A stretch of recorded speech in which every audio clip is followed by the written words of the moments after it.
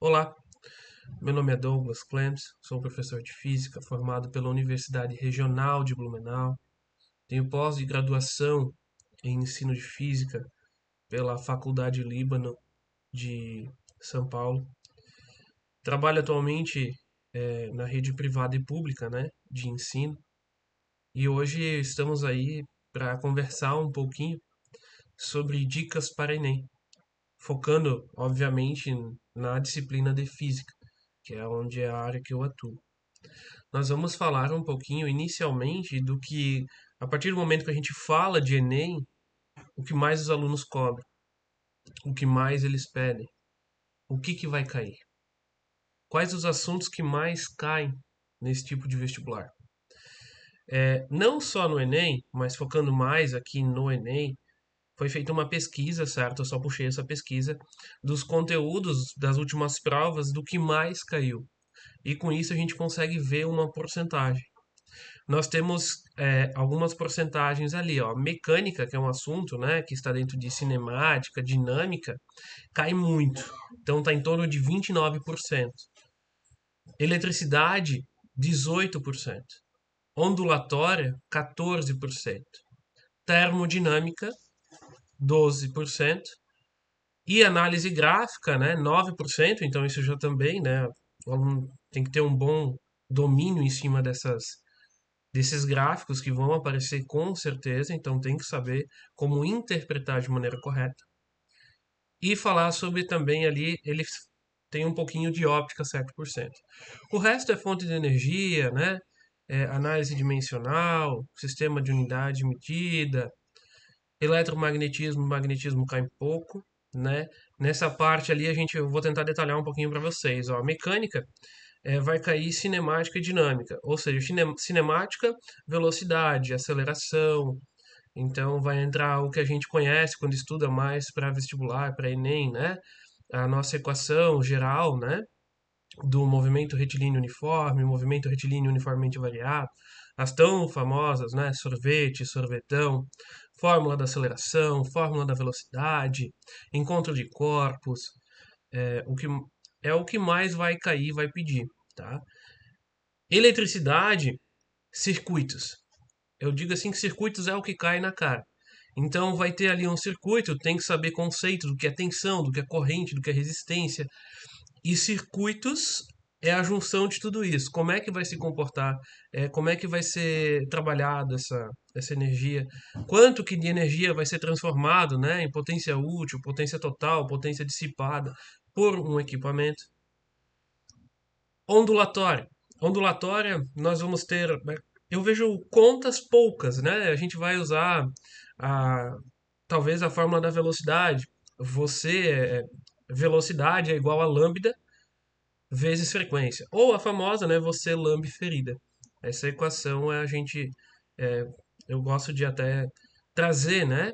Essas nomenclaturas para os alunos já decorar e estar pronto para um vestibular, que fica mais fácil de lembrar todas essas fórmulas. Então, na ondulatória também vai cair o que a gente conhece sobre fenômenos ondulatórios, ou seja, como as ondas se comportam. Esse fenômeno ondulatório, então ele está subdividido, né? Ele tem vários fenômenos, desde reflexão, difração, efeito Doppler, interferência, ressonância. Existem vários e vários e vários fenômenos que são mais conceituais.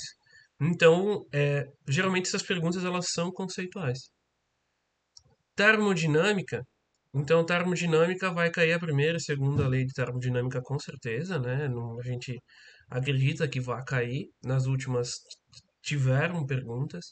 Então, essa termodinâmica, ela vai trabalhar desde o que é uma temperatura, do que é calor, do que é energia térmica, calor sensível, calor latente, toda essa parte conceitual também cai. Eu acho interessante também dar um pouco de ênfase na questão dos estudos de gases, né? Onde você vai falar sobre pressão, temperatura, volume, como é que isso se comporta num sistema fechado. Aí vem a isovolumétrica, a isotérmica, a isobárica. Então tem vários conceitos ali dentro que nós conseguimos trabalhar até matematicamente falando. A análise gráfica, ela é um padrão, né? Já é combinatório com matemática. Então, nós sempre vamos trabalhar com várias disciplinas juntas, né? A interdisciplinaridade, ela está presente no Enem e isso, com certeza, eles vão cobrar. A interpretação, a análise gráfica, ela vai estar no meio dessas questões. Então, você tem que saber analisar todos os dados que aparecem, né? No, na descrição desse conteúdo. E depois disso, a gente vai lá e tenta analisar os dados do gráfico. Então você tem que ter uma predisposição, você tem que saber como trabalhar com esses dados de alguma forma. Óptica geométrica, né? Daí a gente vai entrar ali em luz, o que que é luz, a teoria dual, né? A teoria da dualidade da partícula, que ela se comporta tanto quanto onda, tanto quanto matéria, que daí a gente vai entrar ali na parte dos fótons, né? Que seriam os pacotes de energia que tem dentro. Óptica também nós vamos, o que pode trabalhar, o que pode cair também é sobre a questão de espelhos, formação de imagem, equação de Gauss, né? Então a gente pode ter também a equação de aumento linear dessas imagens, se a imagem ela é real, virtual, se ela é mesmo tamanho, se ela é direita, se ela é invertida, como é que acontece essa formação de imagem. Até no Enem de 2024 eu vi que caiu uma questão de formação de imagem. Então é muito importante saber dessas questões de espelhos planos, né, espelhos esféricos também, que a gente trabalha é o côncavo e o convexo. Convexo é mais tranquilo porque somente uma nós temos somente uma formação de imagem, certo? No côncavo nós temos 5 possibilidades, então já é um pouco mais complexo. Então é legal estudar bastante essa parte ali também de formação de imagem, ajuda bastante. E também, quando a gente fala, a gente não pode esquecer das lentes, né? Muita gente usa doenças relacionadas, eu acredito que eles puxem bastante isso, né?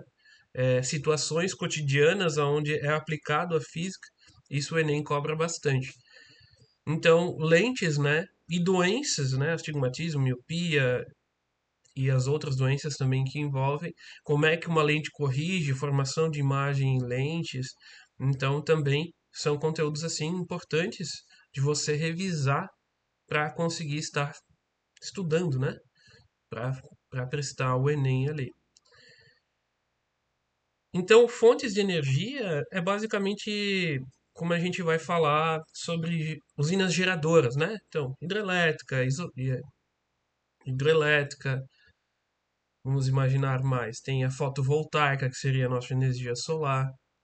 Tem a, a movida ao vento, né? Que nós conhecemos como energia eólica, energia térmica, né? Que seriam nossas termoelétricas, energias nucleares. É importante estudar o ciclo, né? Como é que funciona, como é que tira energia cinética do vento e transforma em energia elétrica, como é que faz esse processo.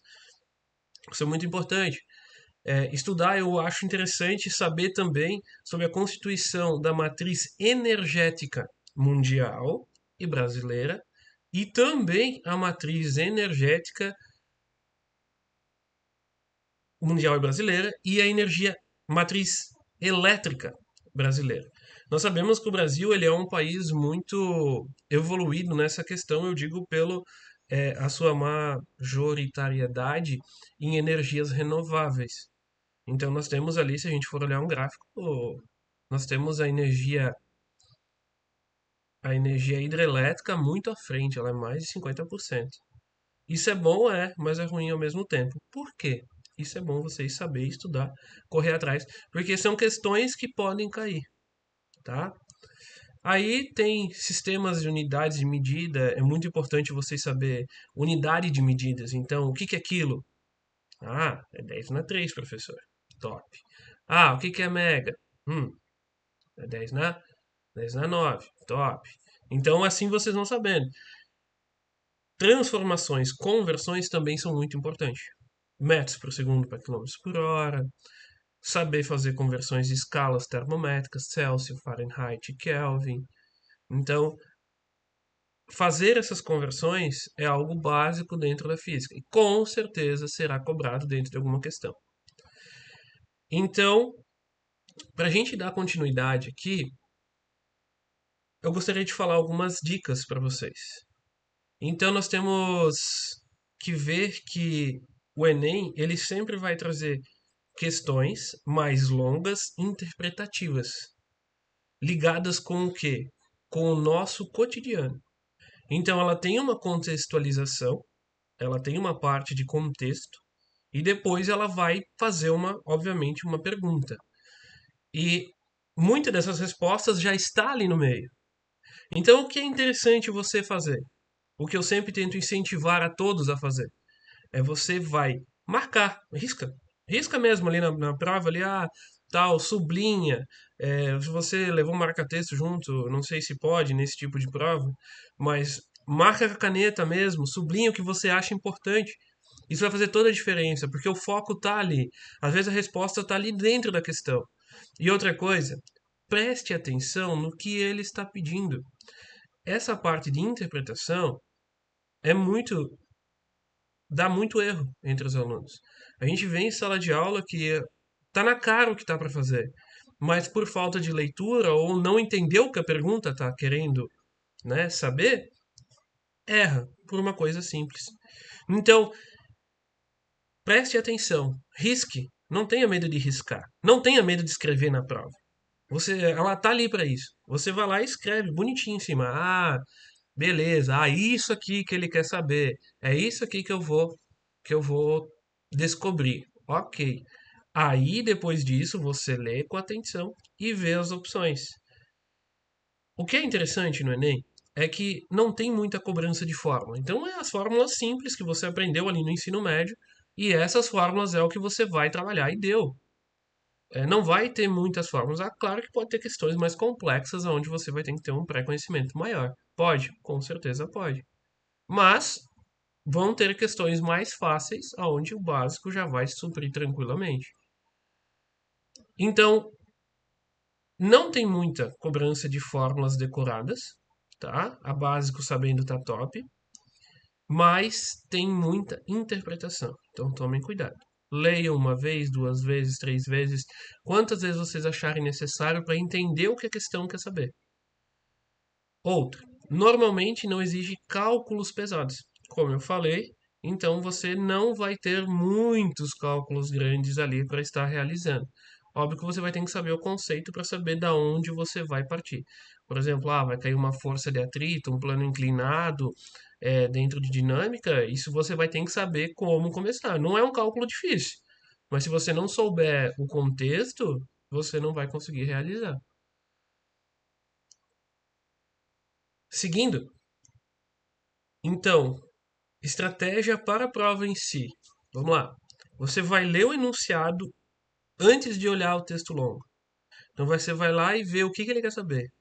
Aí depois você volta para o texto longo, ou você vai pela primeira vez, tanto faz, e você vai focar no problema que pede.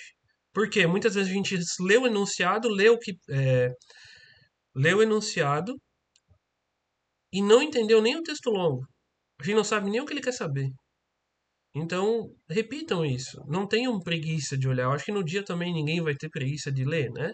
O que acontece muito em sala de aula é que a gente vê que os alunos, mas o texto é muito comprido. Eu já passo muitas questões, interpretação, para os alunos ir treinando e estar com isso aí. Então, identifica o tema. Às vezes é só reconhecer o conteúdo, já vai te eliminar muitas alternativas. Você vai perder muita alternativa, você vai conseguir dizer, não, essa não é, essa não é, essa não é. Só vendo o tema. E fazem isso, pegadinha tem pra caramba, tá? Então você elimina alternativas e muitas vezes você nem precisa fazer o cálculo total até o final. Vai te encaixar ali, é só na alternativa. Porque eles podem dar o conceito e o cálculo no final. Então você sabe que o conceito é esse ali. Cálculo, então, obviamente é também, tá? Mas claro que se você souber, você fala. Como eu já falei antes, atenção às unidades de medidas e conversões. Ou seja, trabalhar sempre na mesma escala. Vamos falar lá de cinemática. Se eu estou em metros, automaticamente o tempo é em segundos. Se eu estou em quilômetros, automaticamente eu estou em horas. E é assim que funciona. O que é interessante também é você cuidar ali também em termologia, quando você vai falar de gases ali e tal, é cuidar quando a gente vai falar de volume e pressão, né? Você tem que saber que Pascal é com metros cúbicos, pressão atmosférica ela sempre será com litros. Então tem todas essas partes ali que tem que é, casar, né? Você vai trabalhar na mesma escala nas duas, não vai alterar nada. E, obviamente, cuidar com as pegadinhas conceituais, que é o que mais tem. Então, tenha firmeza, saiba o que você está fazendo. Ninguém sabe 100%, gente. Você depende do curso de atuação que você vai, né? Você vai ter que ter pontos mais em ciências da natureza, isso vai te dar um destaque maior. Mas saiba o básico de tudo. Saiba o básico. Você vai estudar, você vai fazer e você vai conseguir uma boa pontuação ali, com certeza. Gente, dica de como estudar nessa reta final. Primeiro, eu acho muito interessante você ter o seu cantinho dos estudos. Então você tem o seu canto, aonde aquele canto ele é feito só para você estudar. Então você vai nesse canto e você estuda. Quando você chegar ali, seu corpo, seu cérebro já vai entender que ele quer estudar. Você vai estudar agora. Outra coisa, no ensino médio, quando eu começo com os alunos lá na primeira série, eu incentivo os alunos a ter um caderno de fórmulas. Como assim? É um caderno com todos os conteúdos. Eles começam lá no começo, lá em cinemática, dinâmica e tal, e eles vão ter todo o ensino médio, ele vai nivelando, né? Então a gente vai passando por todos os conteúdos e ele vai colocando nesse caderno. Chegou no final da terceira série, ele tem todas essas fórmulas separadas pelos conceitos. Fica muito mais fácil de estudar. Mas se você não tem esse caderno, você pode fazer. Durante seus estudos, você vai anotando ali, você vai fazendo as suas fórmulas e você vai ter isso aí. Por quê? Ah, eu vou fazer o que hoje? Ah, vou revisar as fórmulas. Beleza. Você vai lá e revisa. Muitas fórmulas, elas têm nomes, tá? A gente diz nomes para treinar para concurso mesmo, para Enem, para qualquer coisa. Por exemplo, a equação horária do MRU, a gente chama de sorvete. A equação horária do MRUV, nós chamamos de sorvetão. Então tem várias nomenclaturas que nós utilizamos para facilitar na hora do Enem. E isso vocês vão achar com vastidão na internet, gente. Vocês têm o queijo e a faca na mão. Então, se vocês querem estudar para o Enem, hoje em dia está muito mais fácil. O professor em sala de aula, com certeza, ele passa o conteúdo, passa tudo para vocês, trabalha isso aí, mas vocês têm muito mais informação para adquirir na internet. Tá tudo muito fácil. Aí o que vai te destacar no meio de todo mundo? É a sua vontade, a sua determinação. Conteúdo todo mundo tem, mas determinação para entender e correr atrás não são todos. E é isso que vai te dar o destaque, certo? Então esse caderno de fórmulas eu acho muito interessante os alunos terem e montarem. Então é uma diferenciação aí muito legal que eu dou de dica, né? Para vocês estudar. Outra coisa, as provas elas estão, né? As provas antigas, as edições antigas do Enem, elas estão disponíveis. Elas estão aí. Então vocês podem acessá-las e tentar responder, obviamente. Então não só para física, para todos, né? Você vai fazer, você vai estudar. Então faça simulados cronometrados. Tem vários na internet para fazer. O sistema positivo, que é o que nós utilizamos aqui na rede, também, né? Tem vários simulados. Isso é muito importante para você treinar, né, a sua capacidade principalmente de concentração. Porque hoje em dia ficar concentrado é muito difícil. É muita informação ao mesmo tempo. Então, para um aluno sentar e ficar 4 horas e meia ali sentado, concentrado, é, sem pausa, é muito difícil. Você vai ter que treinar. Você vai ter que treinar bastante para conseguir fazer isso. E isso vai ser a sua diferença, o seu destaque, né? Isso vai te ajudar e muito. Você vai revisar as fórmulas que foram mais usadas. Sempre. Então você sabe o que mais vai cair. Você vai estudar, você vai ver o que mais vai cair e você vai botar essas fórmulas, que são os padrões dos conceitos, né, de ensino médio. E focar, obviamente, nesses temas que eu passei lá no começo, que são os mais cobrados.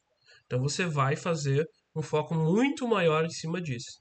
Gente, método de estudo. O que eu, professor Douglas, indico para vocês? O método Pomodoro. O que é esse método? É um método sensacional. Para mim funciona muito. Quando eu estudo para concurso, quando eu estudo para qualquer outra coisa, é, funciona muito, tá? Até para estudar. Vocês acham que o professor não estuda, mas o professor estuda muito. Então, a gente vai lá e você tem o seu cantinho. Você sentou, um cantinho confortável de estudo, você chegou e beleza. Você vai fazer estudos em blocos curtos de tempo. Como assim? Você vai estudar 25 minutos e vai descansar 5 minutos. Então, estuda 25, descansa 5, meia hora. Por que isso? Porque teu corpo vai dar uma relaxada. Então, o que você vai ter isso? Você vai conseguir ter mais foco e você vai procrastinar menos, tá? E vai conseguir ter uma gestão do tempo muito maior. A cada 4 ciclos, você pode fazer uma pausa mais longa. Então, depois de 2 horas, você pode descansar 15 minutinhos. E depois volta de novo. Não precisa estudar 8, 10 horas por dia. Se você estudar 2 horas, 3 horas, está ótimo, gente. Eu sei que não é só física, são várias, né, disciplinas, mas faça um cronograma. Sente, né, como eu brinco com meus alunos, né, bunda na cadeira. Bunda na cadeira, vamos estudar. Então sente, estuda, certo? Dicas. Se você sabe que você tem muita distração, se o seu celular tocar, você vai pegar e vai olhar, tira o celular, põe em outro cômodo da casa. Não deixa no seu cantinho de estudo. Você usa cronômetro, né, de aplicativo, temos no notebook, em várias coisas, até em próprios relógios, né, nós temos. Então você pode ir cronometrando os seus ciclos. E levantar nas pausas. Não fiquem sentados. Vão lá na cozinha, tomem um chazinho, dá uma descansada, vai lá, respira o ar puro, daí tu volta e estuda. Isso é muito bom, tá? Para revisar os conteúdos e manter uma constância. Eu acho muito importante essa constância nos estudos, porque você vai estudar todo dia. Você estuda direto, todo dia. E aí vem uma coisa muito importante: você tira dias especiais, onde você tem, né, um tempo maior para você fazer, monta um simulado e vá fazer esse simulado de forma que você treine o tempo de concentração. Você vai dizendo para o seu cérebro, vamos ficar mais tempo concentrado aqui. Seu cérebro tem que se acostumar a fazer isso. Porque cansa, gente. Cansa mesmo. A estafa ali no mental é gigantesca. Você fazer uma prova de 4 horas e meia. Então você tem que ter muita disciplina para conseguir fazer algo desse gênero. Certo? Gente, e para finalizar, o que eu gostaria de passar para vocês no final, assim, ó. Lembrar que o Enem ele é mais interpretação que cálculo. Física é mais interpretação que cálculo. Se você souber interpretar, top. Você tem que ter confiança em si mesmo. Muitas das respostas elas estão ali, escancaradas para você, estão na cara, como a gente diz. Mas você tem que saber ter a interpretação. Por isso que a marcação, a anotação ali, né? Ou até quando você vai fazer uma interpretação e você não entendeu, começa a desenhar, desenha o risco, desenha o carro, descendo uma ladeira, desenha um plano inclinado. Não custa, gente. Faz um desenho, vai te ajudar milhões para fazer a interpretação. Ah, mas professor, eu não consigo desenhar. Não precisa ser um desenho bonito, mas que você consiga interpretar o que a questão está querendo te trazer. E muitas vezes isso no desenho fica muito mais visível. E a dica final, que acontece muito, é: não fique só em uma questão. Siga em frente. Ah, essa aqui está muito difícil, eu não sei, pula. Depois você volta. E o que acontece muito, já deu muito errado para mim também em algumas situações, é você responder uma questão, depois você vai reler toda a prova e você vai lá e altera. Cuidado. Cuidado, porque eu já errei muitas questões que eu tinha colocado certo. E na dúvida que eu não tive confiança em mim mesmo, eu fui lá e alterei a questão, acabei errando. Acontece. A gente vai aprendendo com os nossos erros. É assim que é a vida. Certo, pessoal? Eu espero que eu tenha ajudado vocês, né? É, com essas dicas para o Enem de Física. E espero que todos tenham uma ótima aprovação. Certo? Um abraço. e até mais.